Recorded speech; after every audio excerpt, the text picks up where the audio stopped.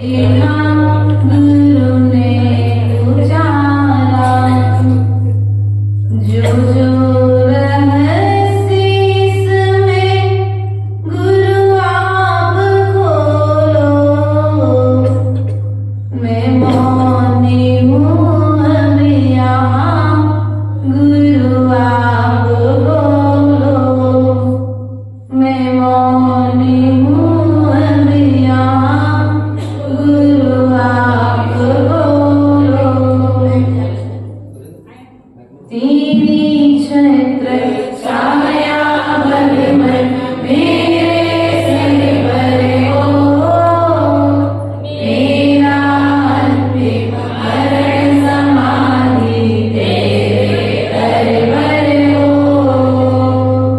जिन वाणी रस पान करूं मैं, जिन वर को जाऊं, आर्य जनों की संगति पाऊं, बज संयम जाऊं।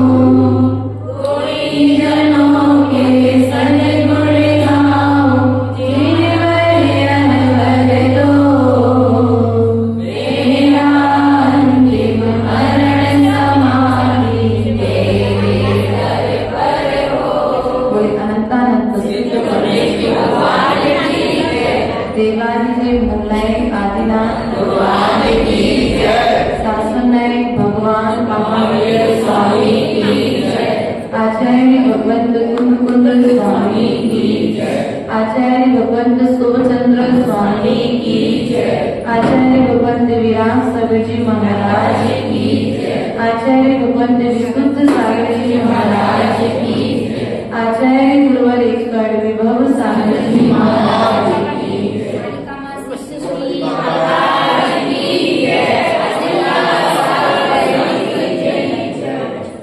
प्रिय बंधुओं, यहाँ पर अपना विषय चल रहा था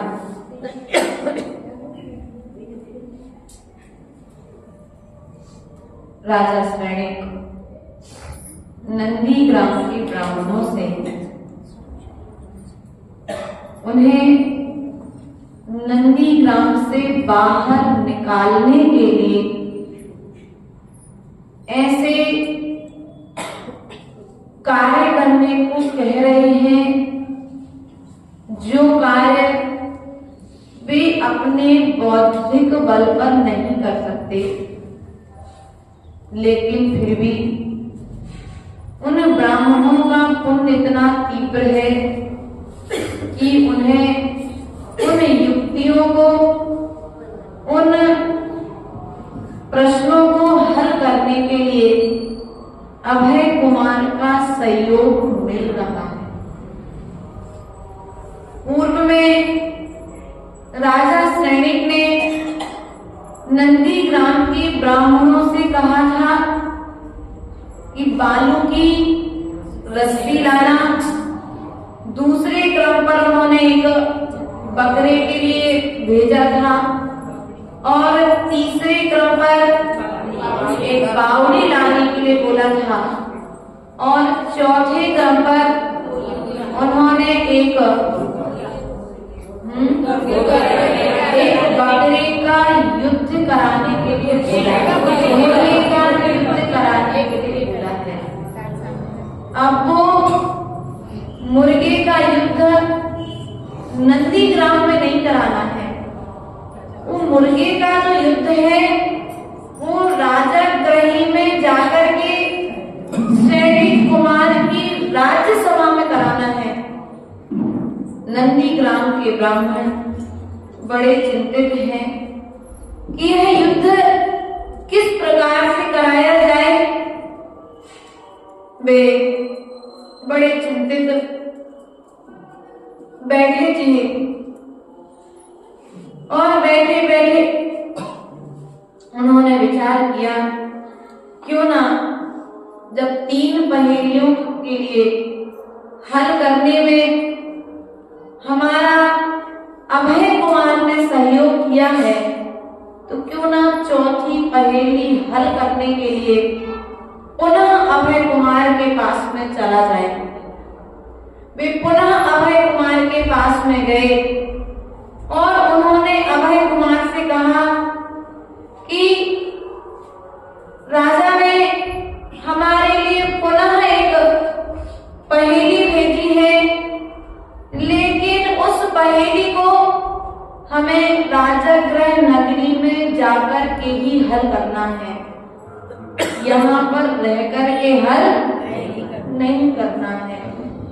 अभय कुमार ने प्रश्न किया कि पहेली क्या है, आप पहेली बताओ, मैं उसका समाधान ढूंढने का प्रयास करता हूं और जब मैं समाधान बता दूं तो तुम जाकर के उस पहेली का हल राजा के सामने राजगृह नगरी में कर देना।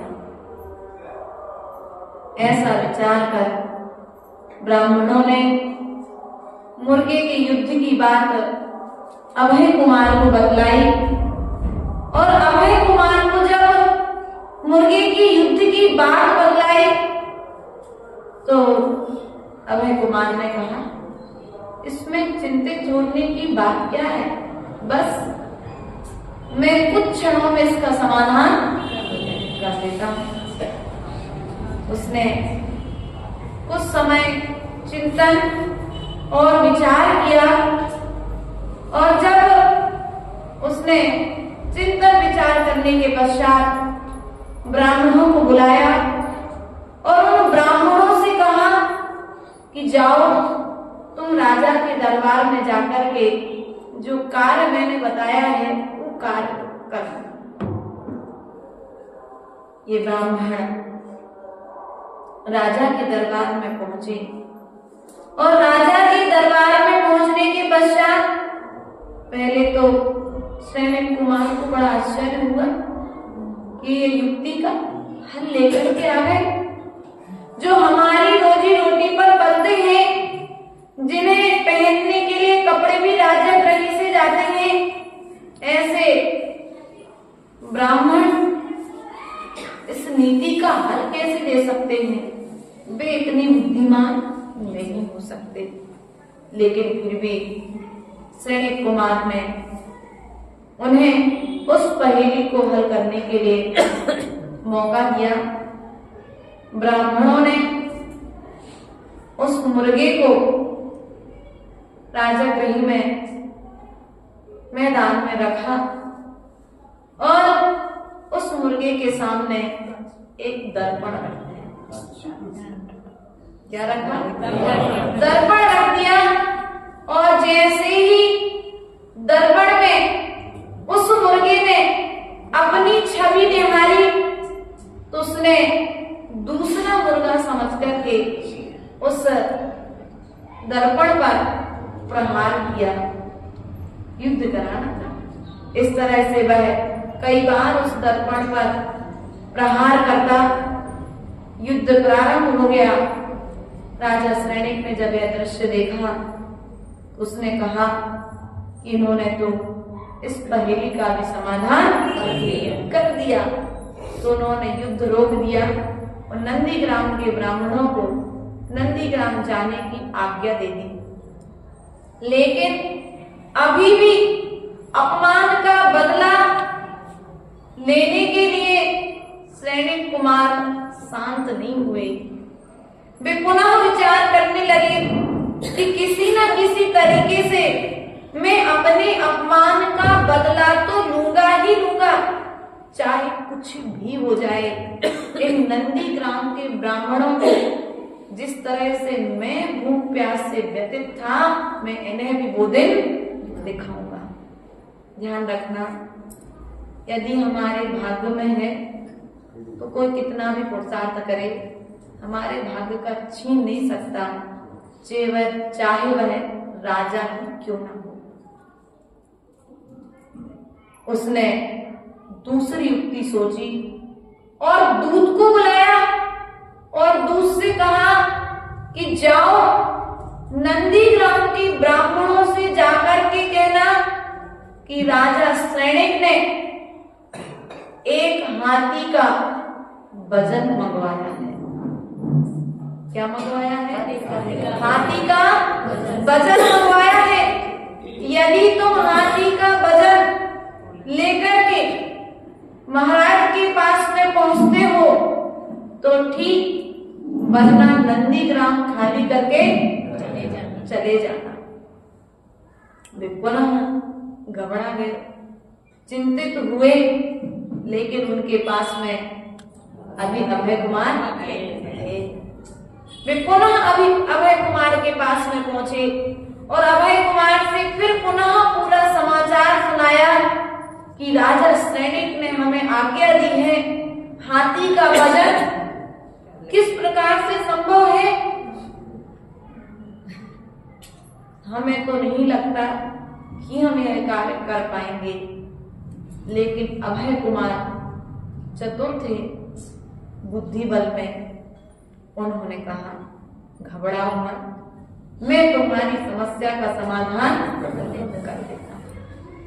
कुछ समय तक अभय कुमार ने चिंतन किया और चिंतन करने के पश्चात में उन्होंने नंदीग्राम के ब्राह्मणों से कहा चलो तालाब के किनारे चलते हैं।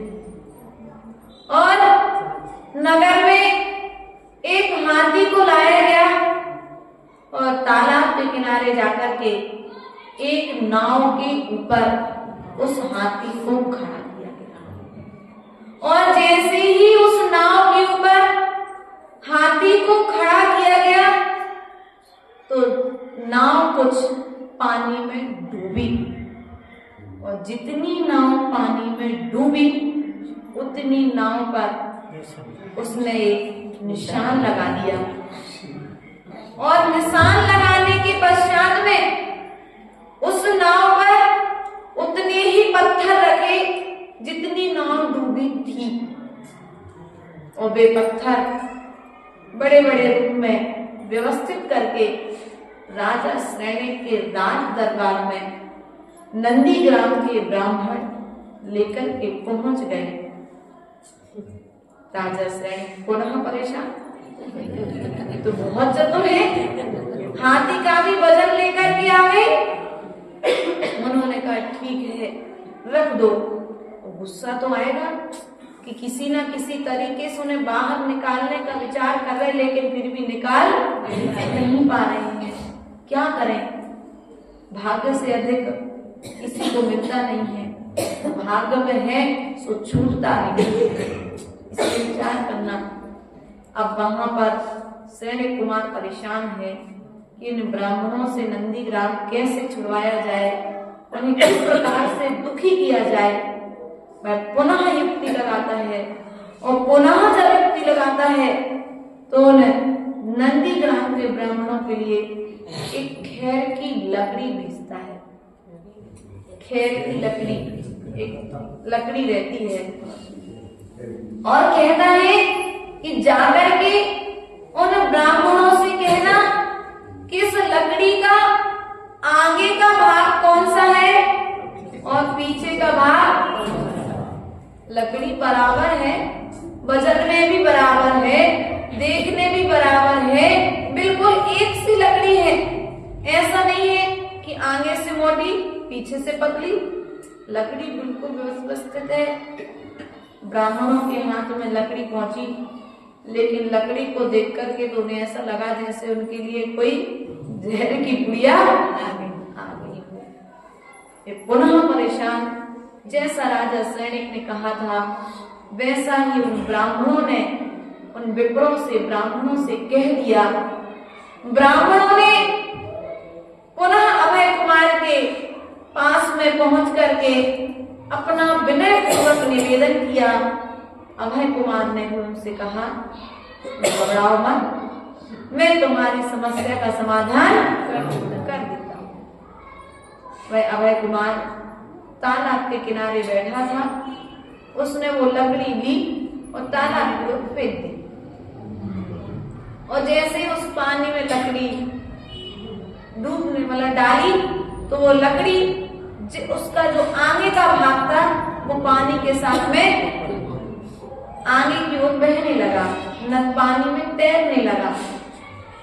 तो उस अभय कुमार ने लकड़ी को बाहर निकलवाया और उन ब्राह्मणों से कहा, जाओ राजा से कहना ये लकड़ी का अगला भाग है और इस तरफ लकड़ी का पिछला भाग है। एक ब्राह्मण ने जाकर के वह लकड़ी भी राजा सैनिक को सौंप दी।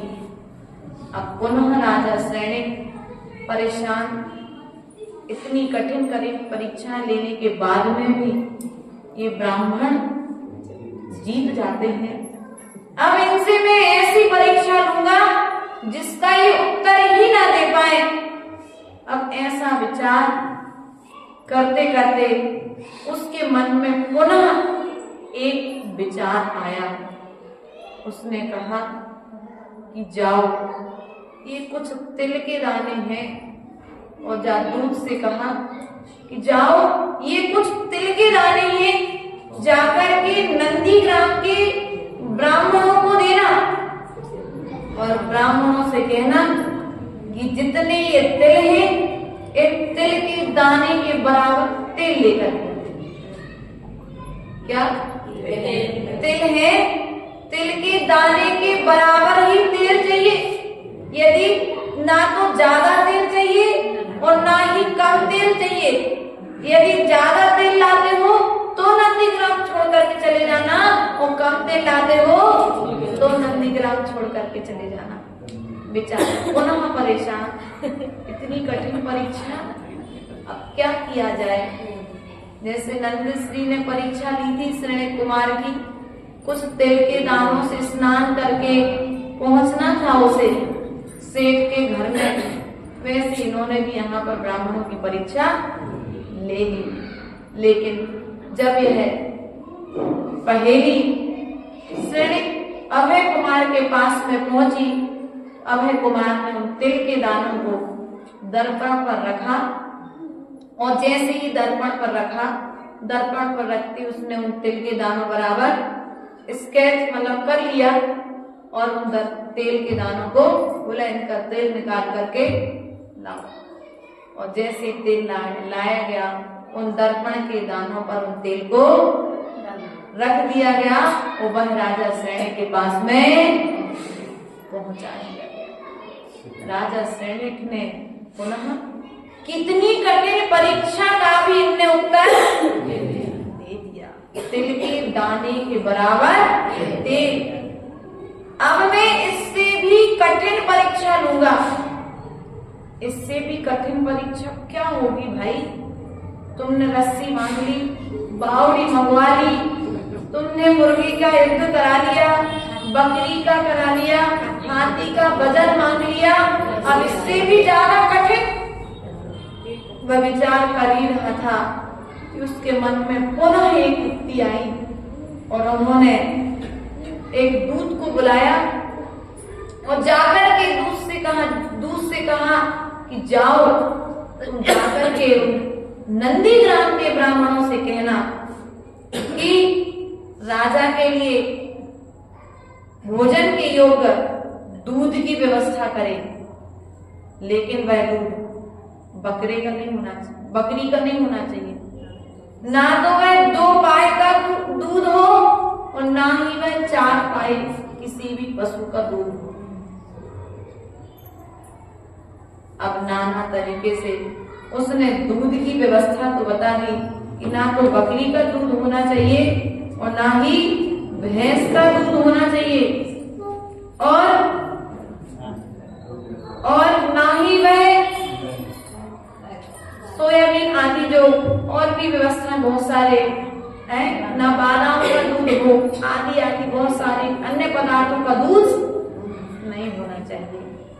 तो दूध कैसे, और राजा का भोजन करना है, तो ऐसा विचार करके वे नंदीग्राम के ब्राह्मण जैसे ही श्रेणी अभय कुमार के पास में पहुंचे, तो अभय कुमार ने उन ब्राह्मणों से कहा कि तुम घबराओ मत, मैं तुम्हारी इस समस्या का समाधान, अर्थात इसमें कहा इन्होंने ना गाय का दूध हो, ना भैंस का दूध हो, ना ही बकरी का दूध होना चाहिए। इसके अतिरिक्त दूध का भी अतिरिक्त का भी दूध होता है, ऐसा विचार वे करने लगे। इससे भी कि गाय और भैंस का दूध तो हमने सुना है, बकरी का दूध सुना है, लेकिन अन्य किसी का दूध तो आजकल सुना ही नहीं है। ऐसा विचार कर वे और इन्होंने कहा यहाँ पर ना नारियल के पदार्थों का भी दूध नहीं होना चाहिए। इस चीज का नारियल के पदार्थ का भी नहीं होना चाहिए, बादाम का भी नहीं होना चाहिए। तो जब उन्होंने यह बात, ब्राह्मण परेशान हो गए। जब परेशान हो गए आपस में कि अब तो हमारी खैर नहीं है, अब हमें निश्चित ही नंदीग्राम छोड़ करके जाना पड़ेगा। लेकिन जब वे युक्तिवान अभय कुमार के पास में पहुंचे तो अभय कुमार ने कहा, तुम चिंता मत करो, मैं तुम्हारी समस्या का समाधान पुनः कर देता हूं। तुम शांति से सब लोग सो जाओ। उनको बढ़िया आराम से रिलैक्स होने के लिए बोल दिया। ऐसा भी धैर्य बंधाने वाले जीवन में बहुत कम लोग मिलते हैं। आपत्ति काल में हमें परेशान मतलब घबराने वाले लोग तो मिलते हैं, अब क्या होगा, लेकिन ये कहने वाले लोग बहुत कम मिलते हैं, भैया तुम चिंता मत करो, हम तुम्हारे साथ हैं। ऐसा कहने वाले लोग बहुत कम हैं। यदि किसी के घर में कोई समस्या आ जाए तो ये तो कहेंगे अब क्या होगा, इसका समाधान कैसे निकलेगा, लेकिन ये कहने वाले कोई नहीं मिलते, भैया तुम चिंता नहीं करना, हम तुम्हारे साथ में अभी खड़े हैं, तुम्हारा पूरा सहयोग करेंगे। आचार्य गुरुदेव कहते हैं, जैसा कि पूर्व में हमने कल भी कहा था कि वचन बल मिला है, इसका प्रयोग दूसरों के दुखों को कम करने में करना, दूसरों के दुखों को बढ़ाने में इनका प्रयोग नहीं करना। वही कार्य दूसरे को हम धैर्य बना सके, ऐसे वचन हमारे मुख से निकलना चाहिए। लेकिन हमारे वचन धैर्यवान व्यक्ति को भी चंचल कर देते हैं, गंभीर व्यक्ति को भी कभी हताश और निराश कर देते हैं। लेकिन अभय कुमार के पास में ऐसा नहीं था। जो डरे हुए थे, जो दीन थे, जो परेशान थे, ऐसे नंदीग्राम के ब्राह्मणों के लिए हर बार कदम कदम पर धैर्य का पाठ सिखाते हुए अपने युक्ति से, अपनी बुद्धि बल से उनका सहयोग कर रहे थे। उन्हें ये भी घमंड नहीं था कि मैं अपने राजा का पुत्र हूं और राजा का पुत्र होते हुए मैं इनका सहयोग कर रहा हूं। नहीं, उसके मन में कंचित मात्र भी अहंकार नहीं था। उसी का प्रभाव था कि वे नंदीग्राम के ब्राह्मणों का सहयोग कर रहे थे। अब यहाँ पर राजा को भोजन के योग्य दूध भेजना है। कैसे भेजे कि ब्राह्मण दूध?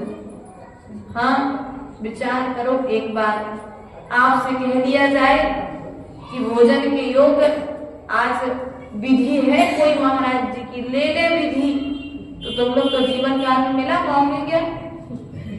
माता जी विचार करेंगे, पहली बात तो कोई महाराज जी लेंगे नहीं इतनी कठिन विधि, क्योंकि उन्हें विश्वास है पंचम काल के श्रावक इतनी युक्तिवान नहीं है।